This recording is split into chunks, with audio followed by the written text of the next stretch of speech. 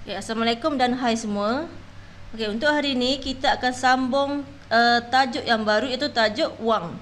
Okay, untuk tajuk wang tahun 6 kita akan belajar beberapa perkara. Jadi cikgu akan bahagikan kepada 3 kali video. Okay, kita akan terangkan satu persatu. Okay, yang pertama, untuk video ni awak akan belajar dalam topik wang ni tentang harga kos, harga jual, untung dan rugi. Okey. Untuk tajuk-tajuk ni awak boleh tengok dalam buku teks tahun 6 muka surat 63. Okey. Untuk yang kedua, kita akan belajar pada minggu seterusnya tentang diskaun, bil, rebat dan invoice. Okey. Untuk diskaun semua ni kita akan dapat tengok pada muka surat 71 dalam buku teks. Okey, dan yang terakhir kita akan belajar tentang aset, liability, faedah dan cukai perkhidmatan. Okey, untuk topik-topik ni kita boleh tengok pada muka surat 79. Okey, jadi kita akan pecahkan topik wang ni kepada 3 kali, 3 penerangan. Kita buat sesuatu. Okey, jadi untuk hari ni kita akan belajar tentang harga kos, harga jual, untung dan rugi. Okey.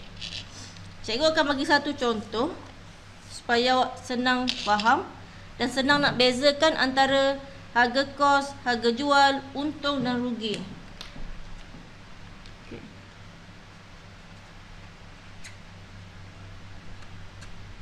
Harga kos, harga jual, untung, rugi. Okey, ada 4 perkara yang kita akan belajar pada hari ini. Okey. Yang pertama, sebelum kita belajar tajuk ni, awak mesti anggap awak sebagai seorang penjual. Okey. Jadi kita akan jual barang. Kita sebagai penjual sekarang ni. Okey, yang pertama awak kena tahu harga kos ni adalah harga asal. Okey. Harga untuk kita sediakan barang tu. Yang jual ni waktu menjual nantilah. Okey, kita akan bagi satu contoh. Okey, disebabkan sekarang ni bulan puasa. Okey, jadi cikgu ambil contoh semasa kita membeli di bazar Ramadan. Okey, sebagai contoh awak menjual murtabak. Okey, murtabak. Okey, murtabak ni kita tahu ada perisa ayam. Ni murtabak. Murtabak ayam. Itu lagi biasanya orang akan jual murtabak daging. Okey, kalau bulan puasa ni biasalah orang cari murtabak ni. Okey, awak sebagai penjual, okey, sebelum awak nak jual murtabak tu, mestilah awak kena sediakan barang-barang dia. Okey, sebagai contoh, kita nak masak murtabak ni, mestilah ada barang-barang seperti contoh, kita kena ada tepung. Okey, lagi kena ada telur, bawang. Ni contoh-contoh je lah. Lagi kalau macam contoh yang daging ni, kita kena ada daging lah. Daging, ayam. Okay, ni yang kita kena sediakan sebelum kita nak menjual tu. Kita kena siap-siap sediakan barang-barang ni dulu. Okey, jadi kalau kita nak sediakan semua barang ni, mestilah kita memerlukan duit untuk beli ni dulu kan. Okey, jadi contohnya awak beli semua ni, untuk hasilkan satu murtabak, awak perlukan kos dia sebanyak RM. Okey, awak perlukan sebanyak RM1.80. Okey, ni adalah harga kos. Okey, ni adalah sebelum awak nak jual pada orang. Awak nak sediakan murtabak ni, awak beli barang-barang ni. Jadi awak bajet dalam satu murtabak tu, harga dia, kos dia adalah sebanyak RM1.80. Okey, boleh? Boleh faham? Okey. Selepas tu, awak pun buka gerai awak dekat bazar tu. Okey, awak nak mula menjual. Okey. Awak pun dah tetapkan harga. Okey, satu murtabak tu.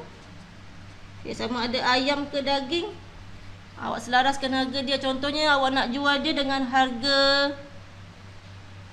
okey, harga jual RM4. RM4 sekeping. Okey, ni harga jual RM4. Okey. Tadi yang awak sediakan yang asal harga kos adalah RM1.80. Okey. Ni untuk awak sedia, dan ni untuk masa nak buka puasa petang tu kita akan buka gerai. Kita akan jual dengan harga RM4 satu keping murtabak tu. Okey, boleh faham setakat ni? Okey, bila kita jual dengan harga RM4, lepas tu kos kita hanyalah RM1.80, kita akan mendapat untung. Okey, untung ni kita akan dapat bila harga jual lebih daripada harga kos. Okey, kena ingat untung ni kita akan dapat bila harga kita jual ni lebih daripada harga kos. Jadi nak kira untung, kita kena tolak lah. Ambil harga jual, okey, RM4, tolak dengan harga kos RM1.80. Okey, tolak macam biasa. Okey, sini sifar 10 3. Okey, 10 tolak 8, 2. Tulang sini 3 tolak 1, 2. Okey. Jadi untuk sekeping murtabak yang awak jual, awak akan dapat untung sebanyak RM2.20 untung. Okey. Tu kalau dapat harga bila kita jual tu lebih mahal daripada harga kos, harga asal. Okey, lepas tu bazar tu kita tahu dia waktu petang kan. Tiba-tiba waktu tu dah pukul 7 malam dah. Waktu berbuka kita pukul berapa? Kalau kat Terengganu waktu berbuka dia adalah pada pukul, sekarang ni pada pukul 7 suku. Okey, contohnya waktu berbuka puasa. Okey, pukul 7 suku ataupun 7.15 malam. Okey. Masa awak menjual banyak-banyak, nak dah sedia banyak dah murtabak. Okey, tiba-tiba pukul 7 malam. Okey, ada banyak lagi murtabak awak yang belum dijual. Masa tu orang dah nak balik daripada bazar dah, nak balik rumah dah. Okey, semua dah nak balik rumah sebab nak sedia nak buka puasa kat rumah. Jadi pada pukul 7 malam ni, murtabak yang awak sedia tu ada banyak lagi. Okey, jadi untuk mengelakkan membazir, murtabak tu membazir, tak dijual. Sebab kalau barang makanan ni kita tahu kalau kita tak jual hari tu, mungkin dia akan rosak pada hari seterusnya. Dah tak sedap lah, dah tak fresh.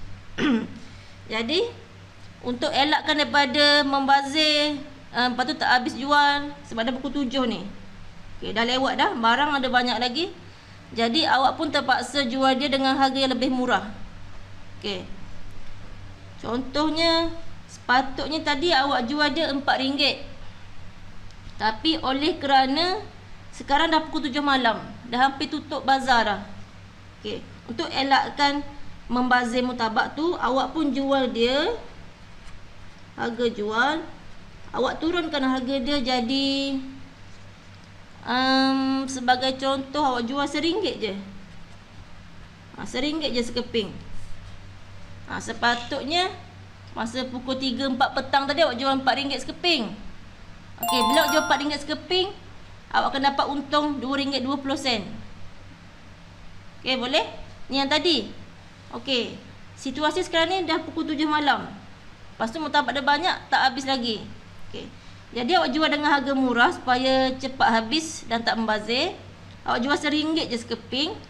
Okey, ini menyebabkan apabila harga jual awak, okey, harga jual ni kurang daripada harga kos.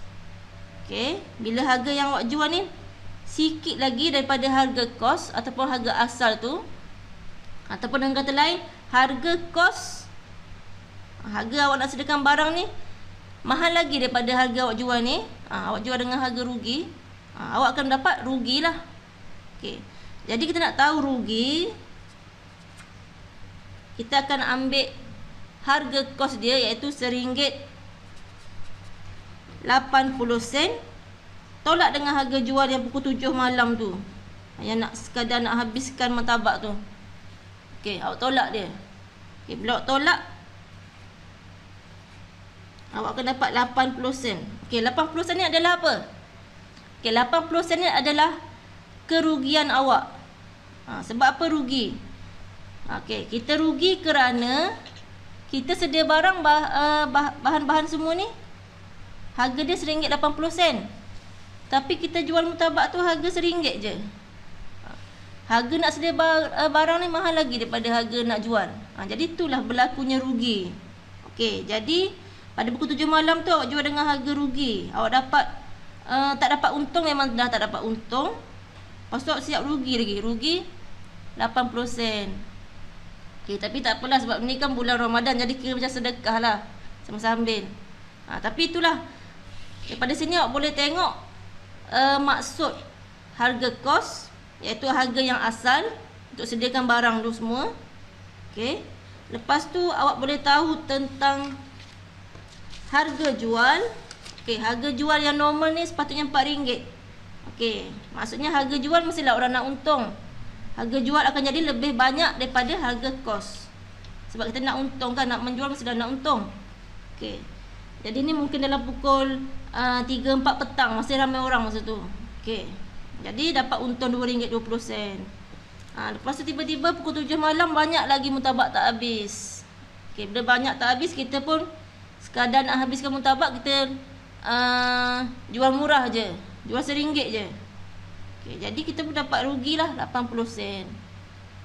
Okey, itu adalah maksud harga kos, harga jual, untung dan rugi. Okey, satu lagi yang awak kena tahu untuk 4 perkara ni, kita kena tahu peratus, iaitu peratus.